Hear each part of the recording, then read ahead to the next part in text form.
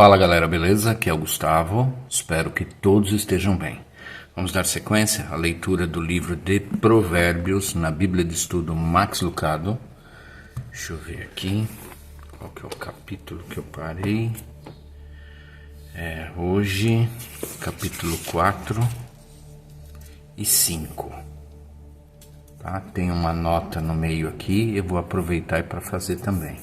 O vídeo vai ficar um pouquinho mais longo, tá? Porque ontem eu não consegui fazer a leitura do capítulo 4, então hoje vai ser 4, 5 com o estudo e as notas laterais também, que vai até aqui.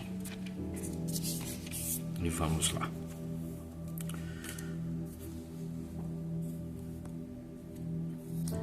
Capítulo 4. A sabedoria é suprema.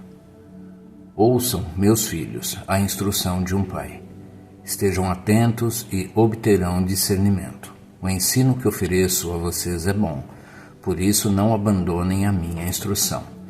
Quando eu era menino, ainda pequeno, em companhia de meu pai, um filho muito especial para minha mãe, ele me ensinava e me dizia: apegue-se às minhas palavras de todo o coração, obedeça aos meus mandamentos e você terá vida.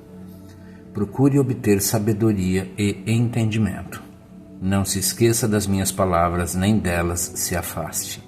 Não abandone a sabedoria e ela o protegerá. Ame-a e ela cuidará de você. O conselho da sabedoria é: procure obter sabedoria. Use tudo o que você possui para adquirir entendimento. Dedique alta estima à sabedoria e ela o exaltará. Abrace-a e ela o honrará. Ela porá um belo diadema sobre a sua cabeça e dará de presente a você uma coroa de esplendor. Ouça, meu filho, e aceite o que eu digo, e você terá vida longa. Eu o conduzi pelo caminho da sabedoria e o encaminhei por veredas retas. Assim, quando você por ela seguir, não encontrará obstáculos. Quando correr, não tropeçará. Apegue-se à instrução. Não a abandone, guarde-a bem, pois dela depende a sua vida. Não siga pela vereda dos ímpios, nem ande no caminho dos maus. Evite-o, não passe por ele. Afaste-se e não se detenha, porque eles não conseguem dormir enquanto não fazem o mal. Perdem o sono se não causarem a ruína de alguém, pois eles se alimentam de maldade e se embriagam de violência. A vereda do justo é como a luz da alvorada, que brilha cada vez mais até a plena claridade do dia. Mas o caminho dos ímpios é como densas trevas, nem sequer sabem em que tropeçam. Meu filho, escute o que digo a você. Preste atenção às minhas palavras. Nunca as perca de vista. Guarde-as no fundo do coração, pois são vida para quem as encontra e saúde para todo o seu ser.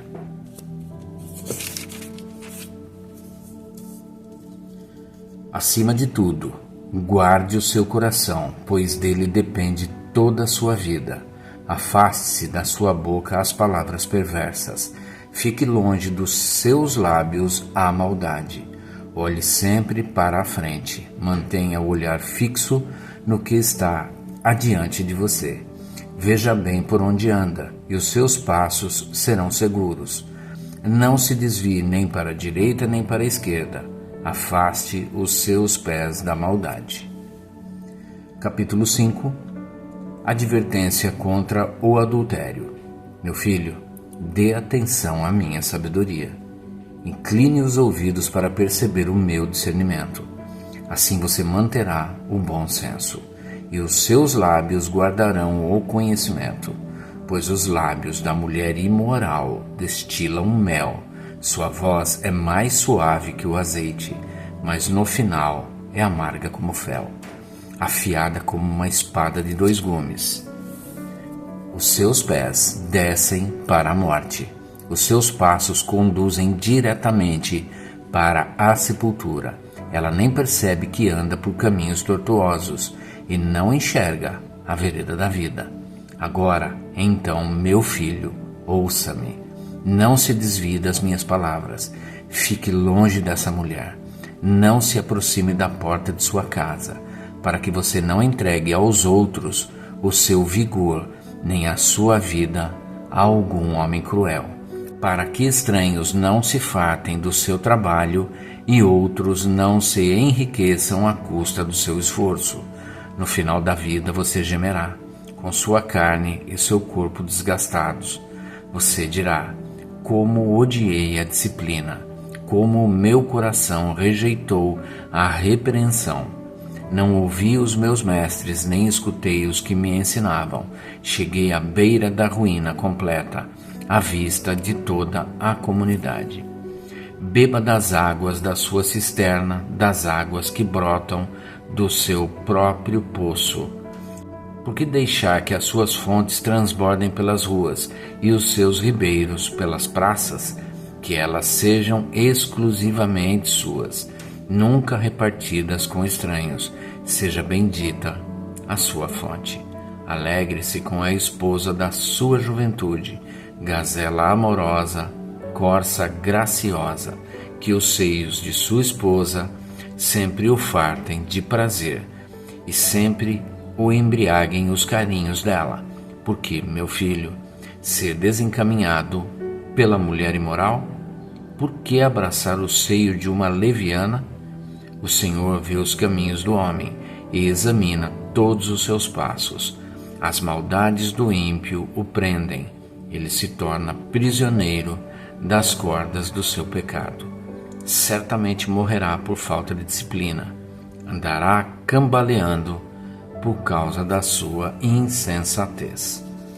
Vamos agora para as notas laterais. Capítulo 4.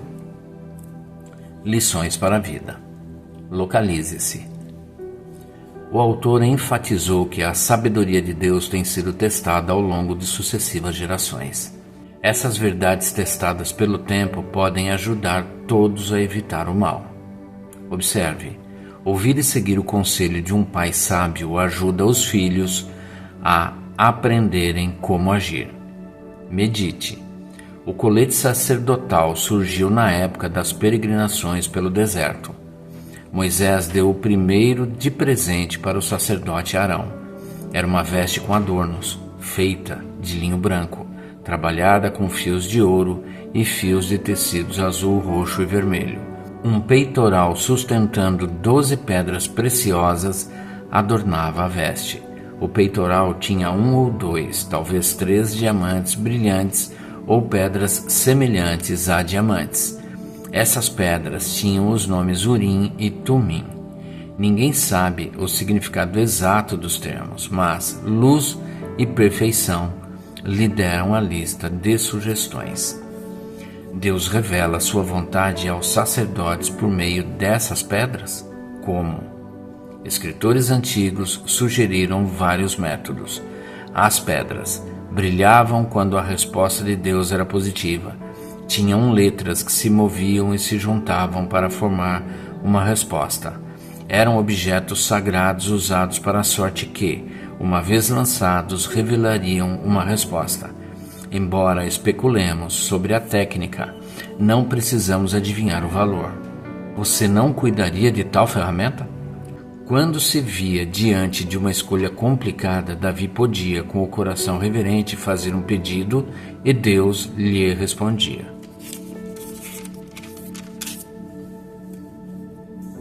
Saul virá atrás de mim? Virá. Os homens irão capturar-me? Irão. Devo perseguir o inimigo? Deve. Irei alcançá-los? Irá. Oh, que Deus faça o mesmo por nós. Que peçamos e Ele responda, que clamemos e Ele responda.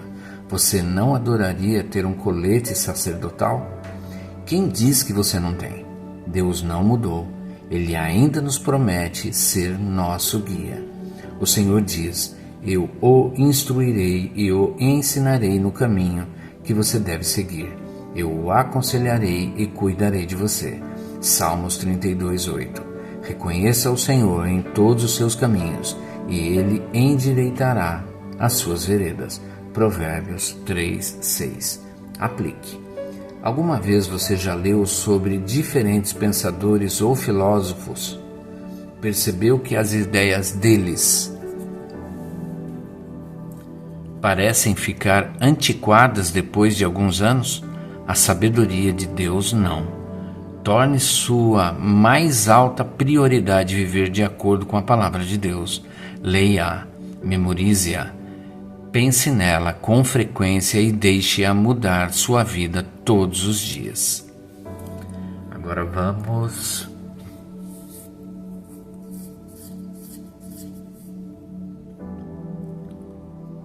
Agora, essa nota lateral aqui do capítulo... Eu vou deixar como capítulo 6. Vou deixar como sendo do capítulo 6. Aí eu leio amanhã o capítulo 6 e essa nota aqui, que vai de 5:1 a 6:35. E é uma nota curtinha, então eu leio amanhã. Então vamos hoje aqui ler esse quadro de estudo, a imagem de Cristo, guardar o coração. Acima de tudo, guarde o seu coração, pois dele depende toda a sua vida. Provérbios 4:23. Jesus guardou o coração dele. Se ele o fez, não deveríamos fazer o mesmo? Com absoluta certeza. Acima de tudo, guarde o seu coração, pois dele depende toda a sua vida. Provérbios 4:23. Jesus quer que seu coração seja fértil e frutífero. Ele quer que você tenha um coração como o dele. Esse é o objetivo de Deus para você. Ele quer que você pense e haja como Cristo Jesus. Filipenses 2:5. Mas como? A resposta é surpreendentemente simples. Podemos ser transformados se tomarmos uma decisão. Eu vou submeter meus pensamentos à autoridade de Jesus.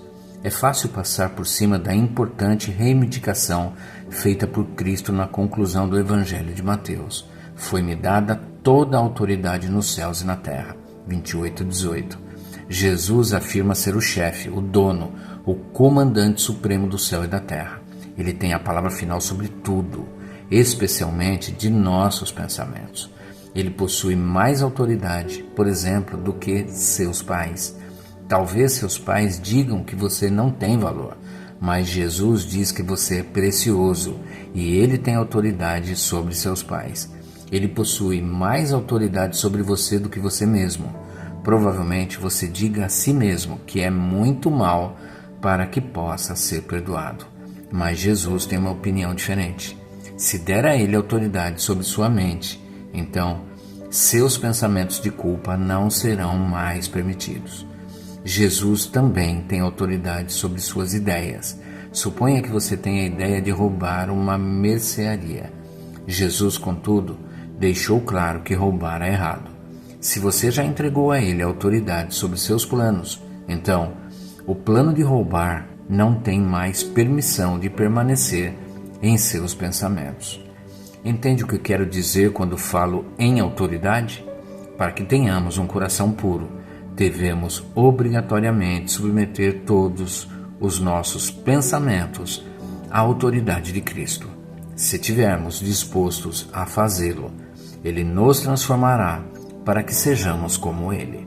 Questão: que pensamentos você precisa submeter à autoridade de Jesus hoje? E é isso, gente. Chegamos ao final do capítulo 4, ou melhor, dos capítulos 4 e 5. Espero que todos tenham uma excelente tarde. Que Deus abençoe a vida de cada um de vocês.